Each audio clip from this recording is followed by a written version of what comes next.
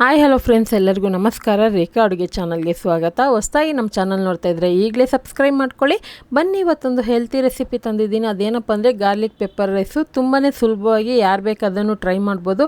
So ಬಿಸಿ ಬಿಸಿ ಅನ್ನಕ್ಕೂ ಮಾಡ್ಕೋಬೋದು, ಉಳಿದಿರೋಂಥ ಅನ್ನಕ್ಕೂ ಮಾಡ್ಕೋಬೋದು. ಯಾರಿಗಾದ್ರೂ ನೆಗಡಿ, ಶೀತ, ಕೆಮ್ಮು ಆ ಥರ ಇದ್ದರೆ ಅಥವಾ ಬಾಣಂತಿರಿಗೆ ಏನಾದರೂ ಮಾಡ್ಕೊಡೋದಾದರೆ ಕೂಡ ಈ ರೆಸಿಪಿನ ಟ್ರೈ ಮಾಡ್ಬೋದು. ಟ್ರೈ ಮಾಡಿ ಯಾವ ಥರ ಇತ್ತಂತ ಕಮೆಂಟ್ ಮಾಡಿ, ಲೈಕ್ ಮಾಡಿ, ಶೇರ್ ಮಾಡಿ. ಬನ್ನಿ ಇವಾಗ ಯಾವ ರೀತಿ ಮಾಡೋದಂತ ನೋಡ್ಕೊಬರೋಣ. ಈಗ ಸ್ಟವ್ ಮೇಲೆ ಒಂದು ಕಡಾಯಿ ಇಟ್ಕೊಂಡು ಇದಕ್ಕೆ 1 ಟೀ ಸ್ಪೂನ್ ಎಣ್ಣೆ ಹಾಕೊಂಡಿದ್ದೀನಿ. ಫ್ಲೇಮ್ ಬಂದು ಲೋ ಫ್ಲೇಮಲ್ಲಿ ಇಟ್ಕೊಳ್ಳಿ. ಒಂದು ಅರ್ಧ ಟೇಬಲ್ ಸ್ಪೂನ್ ಮೆಣಸುಕಾಳು ಹಾಕ್ಕೊತಾ ಇದ್ದೀನಿ. ನಿಮಗೆ ಮೆಣಸುಕಾಳು ಬದಲು ಬೇಕಂದರೆ ಪೆಪ್ಪರ್ ಪುಡಿ ಕೂಡ ಯೂಸ್ ಮಾಡ್ಕೋಬೋದು. ಅದೇ ಪೆಪ್ಪರ್ ಪುಡಿನ ರುಬ್ಬವಾಗ ಹಾಕ್ಕೊಳ್ಳಿ. ಇದ್ರ ಜೊತೆಗೆ 2 ಒಣಗಿದ ಮೆಣಸಿನ್ಕಾಯಿ, 1 ಗೆಡ್ಡೆ ಬೆಳ್ಳುಳ್ಳಿನ ಸಿಪ್ಪೆ ಬಿಡಿಸಿ ಹಾಕ್ಕೊಂಡಿದ್ದೀನಿ. ಮತ್ತು ಒಂದು 2 ಕಡ್ಡಿ ಕರ್ಬೇವಿನ ಸೊಪ್ಪು ಹಾಕ್ಕೊಂಡು ಜಸ್ಟ್ ಇದನ್ನು ಒಂದೇ ಒಂದು ನಿಮಿಷ ಹುರ್ಕೊಳ್ಳೋಣ. ಸ್ವಲ್ಪ ಕಲರ್ ಚೇಂಜ್ ಆದರೆ ಸಾಕು. 1 ನಿಮಿಷ ಹುರ್ಕೊಂಡ್ಮೇಲೆ ಇದನ್ನು ಒಂದು ಮಿಕ್ಸಿ ಜಾರ್ಗೆ ಹಾಕ್ಕೊಳ್ಳೋಣ. ತಣ್ಣಗಾದ್ಮೇಲೆ ಇದನ್ನು ರುಬ್ಕೋಬೇಕಾಗುತ್ತೆ. ಸೊ ಇವಾಗ ಇದನ್ನು ನೋಡಿ ಫ್ರೈ ಮಾಡಿದ್ದೀನಲ್ವ, ಈಗ ಇದನ್ನು ಮಿಕ್ಸಿ ಜಾರ್ಗೆ ಹಾಕಿ ಇದನ್ನು ಸ್ವಲ್ಪ ತರತರಿಯಾಗಿ ಪೇಸ್ಟ್ ಮಾಡ್ಕೊತೀನಿ. ಸೊ ನಿಮಗೆ ಡೈರೆಕ್ಟಾಗಿ ಮೆಣಸುಕಾಳು ಬೇಡ ಅಂದರೆ ಪೆಪ್ಪರ್ ಪುಡಿನ ಕೂಡ ನೀವು ಹಾಕ್ಕೊಂಡು ರುಬ್ಕೋಬೋದು, ಅಥವಾ ರೈಸ್ ಜೊತೆಗೆ ಮಿಕ್ಸ್ ಮಾಡೋ ಕೂಡ ಹಾಕ್ಕೋಬೋದು. ಇವಾಗ ಇದನ್ನು ತರತರಿಯಾಗಿ ರುಬ್ಕೊಬರ್ತೀನಿ. ಅದೇ ಕಡೆಗೆ ಮತ್ತೆ ಒಂದು 2 ಟೇಬಲ್ ಸ್ಪೂನ್ ಎಣ್ಣೆ ಹಾಕ್ಕೊಂಡು ಒಗ್ಗರಣೆಗೆ ಸಾಸಿವೆ ಹಾಕ್ಕೊತೀನಿ.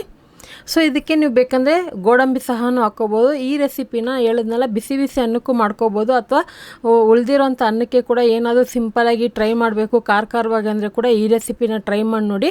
ಇದಕ್ಕೆ ಮೊಟ್ಟೆ ಹಾಕಿ ಕೂಡ ಮಾಡ್ಕೋಬೋದು. ಈಗ ನೋಡಿ ಒಗ್ಗರಣೆಗೆ ಕಡಲೆಬೇಳೆ, ಕಡಲೆ ಬೀಜ ಹಾಕ್ಕೊಂಡಿದ್ದೀನಿ. ಇದು ಚೆನ್ನಾಗಿ ಫ್ರೈ ಆದಮೇಲೆ ಒಂದು 1/4 ಟೀ ಸ್ಪೂನ್ ಹಿಂಗೆ ಹಾಕ್ಕೊತಾ ಇದ್ದೀನಿ. ಕಡಲೆಬೇಳೆ, ಕಡಲೆ ಬೀಜ ಹಾಕಿದಾಗ ಫ್ಲೇಮ್ನ ಮೀಡಿಯಮ್ ಫ್ಲೇಮಲ್ಲಿ ಇಟ್ಕೊಳ್ಳಿ. ಹೈ ಫ್ಲೇಮಲ್ಲಿ ಇಟ್ಟರೆ ಸೀದೋಗ್ಬಿಡುತ್ತೆ.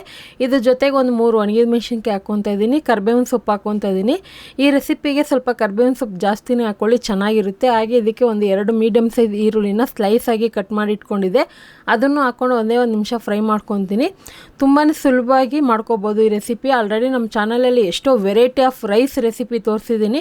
ಹೊಸದಾಗಿ ನೋಡೋರಿಗೆ ಹೇಳ್ತಾ ಇದ್ದೀನಿ, ನೀವು ಏನಾದರೂ ನೋಡಿಲ್ಲ ಅಂದರೆ ಒಂದು ಸರಿ ಹೋಗಿ ಎಲ್ಲ ಥರ ರೆಸಿಪಿನೂ ಚೆಕ್ ಮಾಡಿ.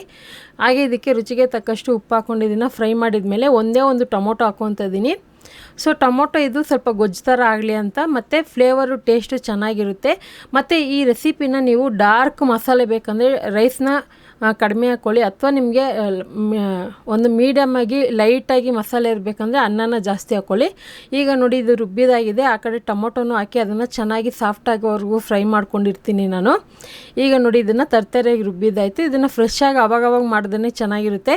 ಸೊ ನಿಮ್ಗೆ ಈ ಥರ ಎಣ್ಣೆ ಹಾಕಿ ಫ್ರೈ ಮಾಡೋದು ಇಷ್ಟ ಇಲ್ಲ ಅಂದರೆ ಬೇಕಂದರೆ ಇದನ್ನು ಸಪ್ರೇಟಾಗಿ ಡ್ರೈ ಫ್ರೈ ಮಾಡಿ ಪೌಡ್ರ್ ಮಾಡಿ ಕೂಡ ಇಟ್ಕೋಬೋದು. ಯಾಕಂದರೆ ಬೆಳ್ಳುಳ್ಳಿ ಹಾಕಿರ್ತೀರಲ್ಲ, ಅದರಲ್ಲಿ ತೇವಾಂಶ ಬರುತ್ತೆ. ಹಂಗಾಗಿ ಇದನ್ನು ಫ್ರೆಶ್ಶಾಗಿ ಅವಾಗೆ ಮಾಡಿದ್ರೆ ಚೆನ್ನಾಗಿರುತ್ತೆ. 1/4 ಟೀ ಸ್ಪೂನ್ ಅರಿಶಿನ ಪುಡಿನೂ ಹಾಕ್ಕೊಂಡಿದ್ದನ್ನು ಜಸ್ಟ್ ಇದನ್ನು ಒಂದೇ 1 ನಿಮಿಷ ಫ್ರೈ ಮಾಡ್ಕೊತೀನಿ. ಸೊ ಇದಕ್ಕೆ ನೀವು ಬೇಕಂದರೆ ತುಪ್ಪ ಸಹನೂ ಹಾಕೋಬೋದು. ನಾನು ತುಪ್ಪನೂ ಹಾಕ್ತೀನಿ. ಅನ್ನ ಮಿಕ್ಸ್ ಮಾಡೋವಾಗ ಹಾಕ್ಕೊತೀನಿ. ಬೇಕಂದರೆ ಒಗ್ಗರಣೆನಲ್ಲೇ ಹಾಕೋಬೋದು. ಒಗ್ಗರಣೆಯಲ್ಲಿ ಹಾಕಿದ್ರೆ ಟೇಸ್ಟ್ ಡಿಫ್ರೆಂಟ್ ಬರುತ್ತೆ. ಆಲ್ರೆಡಿ ಮುಂಚೆನೇ ಅನ್ನ ಮಾಡಿ ಇಟ್ಕೊಂಡಿದ್ದೀನಿ, ನೋಡ್ತಾ ಇರ್ಬೋದು. ಅನ್ನ ಉದ್ರಾಗಿ ಇರಬೇಕು. ಸೊ ನೀವು ರೆಗ್ಯುಲರಾಗಿ ಮಾಡೋವಂಥ ಯಾವುದೇ ರೀತಿ ರೈಸ್ ಆಗಿರ್ಬೋದು, ಈ ಥರ ಬಾಣಲೆಯಲ್ಲಿ ಫ್ರೈ ಮಾಡೋವಂಥ ರೆಸಿಪಿಗೆ ಅನ್ನ ಉದ್ರಾಗಿದ್ರೇ ಚೆನ್ನಾಗಿರೋದು. ಹಾಗೆ ಇಲ್ಲಿ 1 ಟೇಬಲ್ ಸ್ಪೂನ್ ತುಪ್ಪ ಹಾಕ್ಕೊತೀನಿ. ತುಪ್ಪ ಹಾಕೋದ್ರಿಂದನೂ ಆ ಸ್ಪೈಸಸ್ ಏನಿದೆ, ಪೆಪ್ಪರ್ ಗಾರ್ಲಿಕ್ ಫ್ಲೇವರ್ನ ಅದು ಮೀಡಿಯಮ್ ಆಗಿ ತರುತ್ತೆ. ಒಂದು ಮೈಲ್ಡ್ ಫ್ಲೇವರಲ್ಲಿ ಕೊಡುತ್ತೆ, ಮತ್ತು ಹೆವಿ ಖಾರನೂ ಅನಿಸೋದಿಲ್ಲ. ಸೊ ನಾನು ಹೇಳ್ದಂಗೆ ಮಸಾಲೆ ನಿಮಗೆ ಜಾಸ್ತಿ ಬೇಕು ಅಂದರೆ ಅನ್ನ ಕಡಿಮೆ ಹಾಕ್ಕೊಳ್ಳಿ, ಅಥವಾ ಒಂದು ಮೈಲ್ಡಾಗಿ ಬೇಕು, ಲೈಟಾಗಿ ಮಸಾಲೆ ಇರಬೇಕು ಅನ್ನೋದಾದರೆ ರೈಸ್ನ ಜಾಸ್ತಿ ಹಾಕ್ಕೊಳ್ಳಿ. ಸೊ ಈ ರೈಸ್ನ ಇದು ಸ್ವಲ್ಪ ಡಾರ್ಕಾಗೆ ಕಲಿಸ್ಕೊತಾ ಇದ್ದೀನಿ. ಇನ್ನೂ ಎಕ್ಸ್ಟ್ರಾ ಹಾಕಿ ಕಲಿಸ್ಕೊಬೋದು. ಸುಮಾರು ಒಂದು 4 ಜನಕ್ಕೆ ಆಗೋಷ್ಟು ಆಗುತ್ತೆ.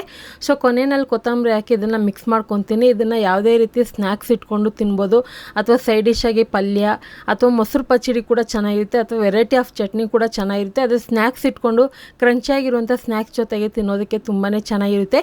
ಬಿಸಿ ಬಿಸಿ ತಿನ್ನೋದಕ್ಕೂ ತುಂಬಾ ಚೆನ್ನಾಗಿರುತ್ತೆ. ಬೇಕಂದರೆ ಇದ್ರ ಜೊತೆಗೆ ಮೊಟ್ಟೆ ಕೂಡ ಹಾಕಿ ಮಾಡ್ಕೋಬೋದು.